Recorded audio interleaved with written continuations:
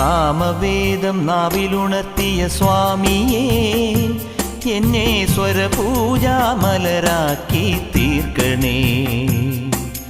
സാമവേദം നാവിലുണർത്തിയ സ്വാമിയേ, എന്നെ സ്വരപൂജാമലരാക്കി തീർക്കണേ.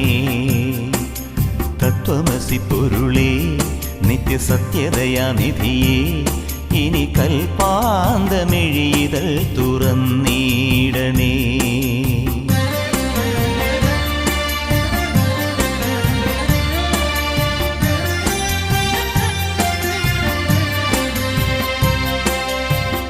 ഇരുമുടി നിറയുമീ ദുരിതം ഒഴിയണേ.